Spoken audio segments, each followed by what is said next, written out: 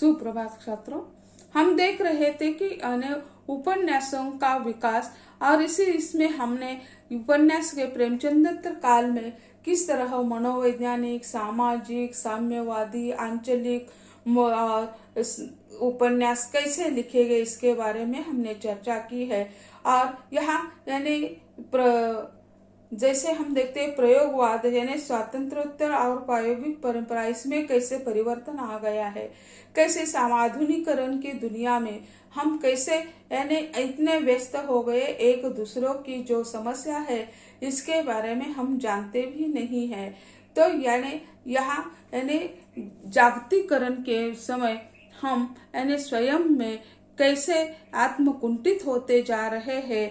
तो आधुनिकीकरण की दुनिया में हम पति पत्नी के झगड़े कैसे हो रहे हैं, युवा जो है अपनी जिम्मेदारियों को कैसे टाल रहे हैं, यानी पारिवारिक समस्या पैदा हो रही है, इसके बारे में वे उन्हें उषा प्रियवंदा का उपन्यास जो है 55 खंबे लाल दीवारें, श्रीलाल शुक्ल का राग दरबारी है, कृष्णा सोप्ती का डार से बिछुड़ी और निर्मल वर्मा के वे दिन और कमलेश्वर का डाक बंगला जो है वो उपन्यास महत्वपूर्ण माना जाता है। नारीवादी उपन्यासों में नारी समस्या केंद्रित है। इस दिशा में मृदुला गर्ग का कठगुलाब, मालती जोशी का सहचारिणी, मैत्रेय पुष्पा का स्मृति दंश, नासिरा शर्मा का जिंदा मुहावरे उल्लेखनीय उपन्यास माने गए हैं। तो यानी ऐसे यानी मृदुला गर्ग का कठगुलाब हो या जैसे मालती जोशी का सहचारिणी, मैत्री पुष्पा का स्मृति दंश, ये जो उपन्यास है वह नारी समस्या पर केंद्रित है।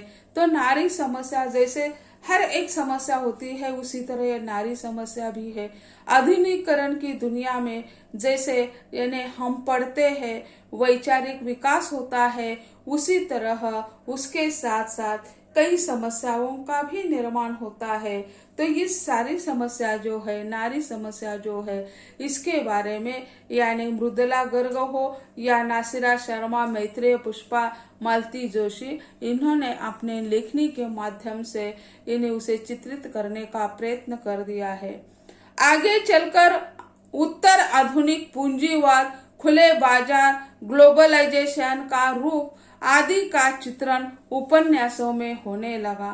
मनोहर श्याम जोशी का कुरु कुरु स्वाहा, सुरेंद्र वर्मा का मुझे चांद चाहिए, ये उपन्यास जो है वो ग्लोबलाइजेशन के चित्रण उसमें दिखाई देता है। हर एक चाहता है हम पढ़े और विदेश में जाए या विदेश यानी शहर में या महानगरों में जाकर बसे, तो और अपना परिवार ये इसके बारे में कोई सोचता नहीं है। तो ये सुरेंद्र वर्मा का जो उपन्यास है मुझे चांद चाहिए, यानी जैसे यानी अपनी इतनी ताकत भी नहीं हो तो उसकी कामना करना कोई बुरा नहीं है, लेकिन वहां तक पहुंचने के लिए जो शक्ति लगती है, चाहे वो आर्थिक हो, शारीरिक हो, मानसिक हो, वो नहीं होती है। तो लड़के जो होते हैं वो फ्रस्ट्रेशन यानी निराशा की स्थिति में पहुंच जाते हैं। तो उसका भी चित्रण कर दिया है। इस प्रकार हिंदी उपन्यास साहित्य में युग के अनुसार अनेक विषय शैलियां आती रही है, जिसमें हिंदी उपन्यास साहित्य विकसित होता रहा। प्रतिदिन नए उपन्यास, नए लेखक प्रकाश में आते रहे हैं।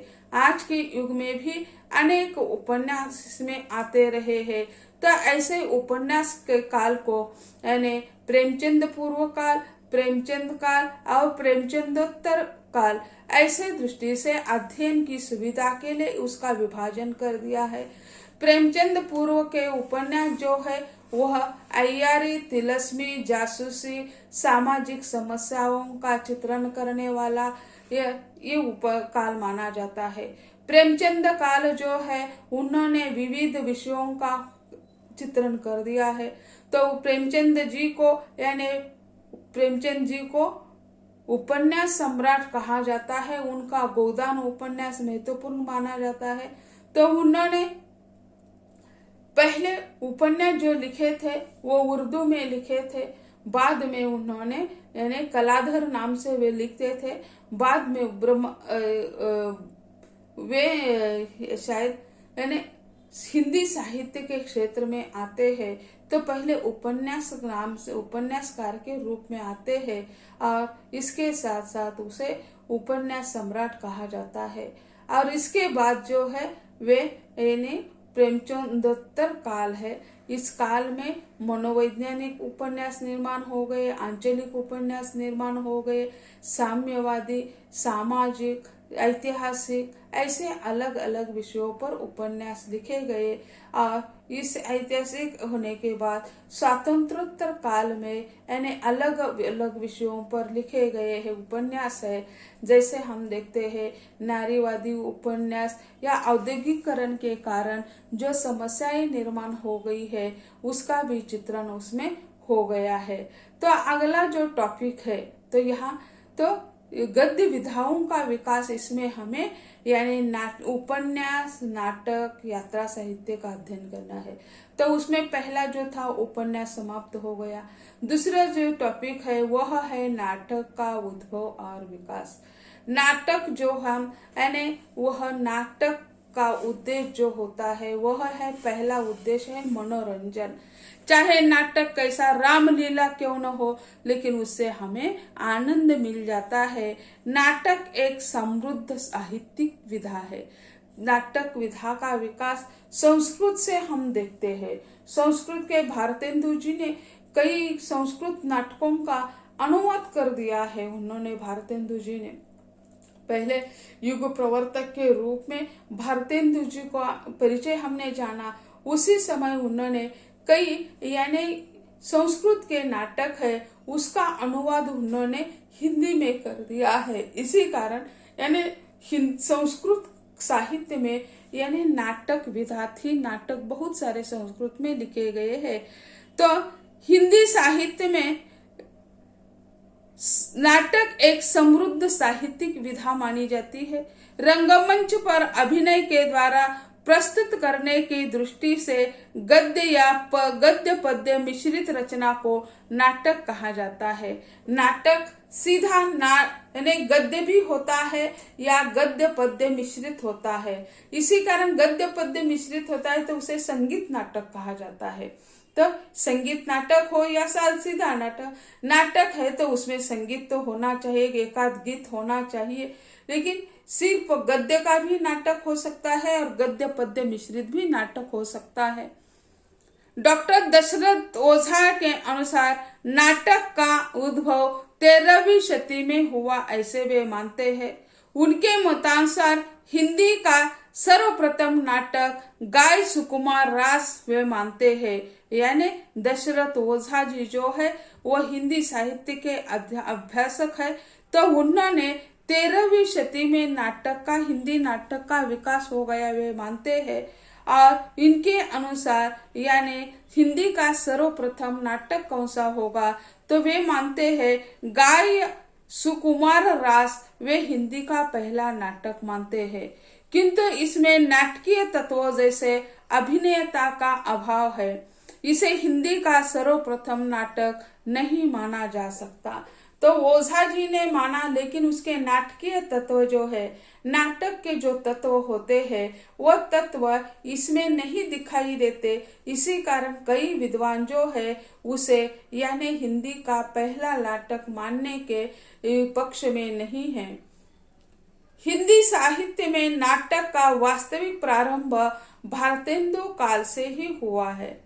नाटक के उद्भव को लेकर भारत के नाट्य शास्त्र में एक घटना उल्लेखित की गई है कि देवताओं के प्रार्थना करने पर ब्रह्मा ने ऋग्वेद से पाठ, सामवेद से गान, यजुर्वेद से अभिनय और अथर्ववेद से रस लेकर 5वें वेद के रूप में नाट्य वेद की रचना की। हमारे यहाँ जैसे हम देखते हैं 4 खंबे होते हैं तो यानी ऊपर का छत तैयार होता है। तो यानी सृष्टि के निर्माता करने वाले ब्रह्मा ने ही यानी यह नाट्य वेद की रचना की, ऐसा कहा जाता है। तो 4 वेद है, तो 4 वेद में से एक एक ले लिया और फिर 5वां पंचम वेद जो है वह नाट्य वेद माना जाता है। नाट्य वेद की रचना की ऐसे मानते हैं। कुछ विद्वान भारतीय नाटक को यूनानी नाट्य कला की देन मानते हैं। कई लोग कहते हैं कि भारत में नाटक नहीं था, यूनान के लोग जो है उनसे हमने इन्हें ले लिया है, ऐसे कई लोग मानते हैं। आचार्य रामचंद्र शुक्ल के अनुसार रीवा नरेश विश्वनाथ सिंह कृत आनंद रघुनंदन हिंदी का पहला नाटक मानते हैं। रीवा के राजा जो है उन्होंने नाटक लिखा था, यानी नाटक या साहित्य लिखने के लिए साहित्यकार के होना चाहिए ऐसा नहीं है।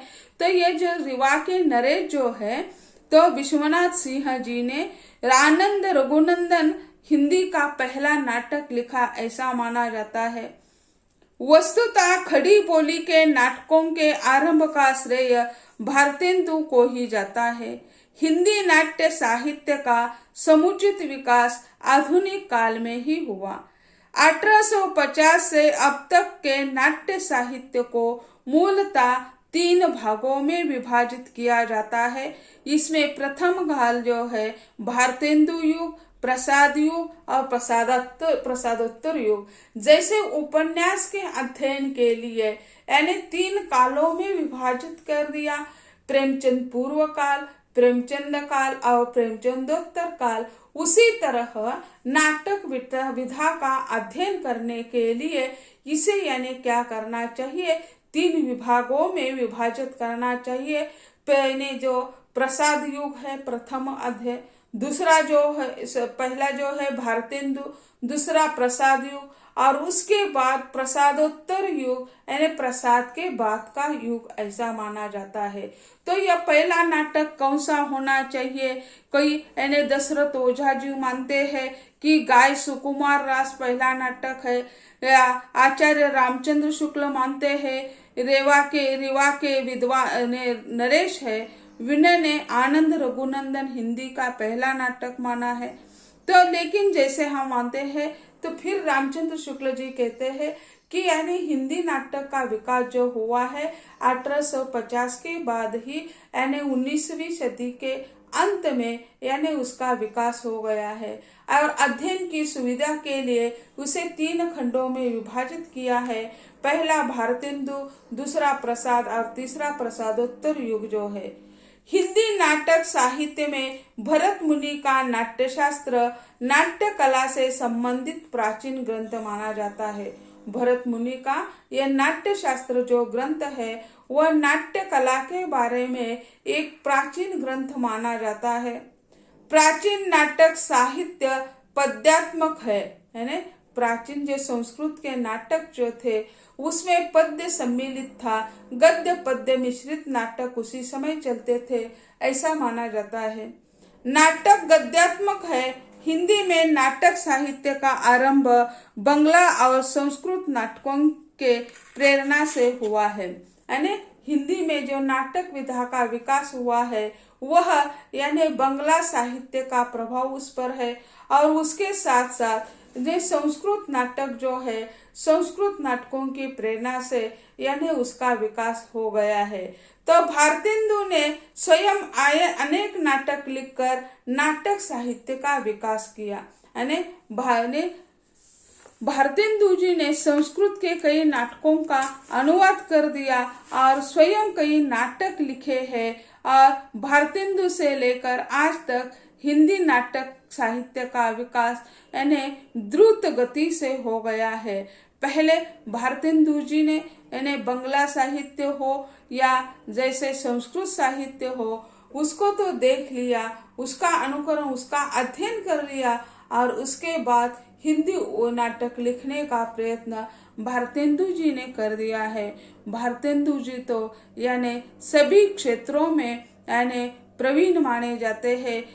अल्प आयु में उन्होंने भारत को बहुत सारा साहित्य देकर वे यानी इस धरती से विदा हो गए हैं। आज तक हम उसे भूल नहीं सकते हैं, इतना साहित्य उन्होंने दिया है।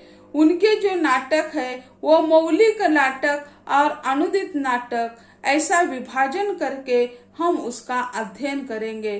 तो छात्रों, आज यही कहते हैं, अगले लेक्चर में हम भारतेंदु जी के बारे में चर्चा करेंगे। धन्यवाद।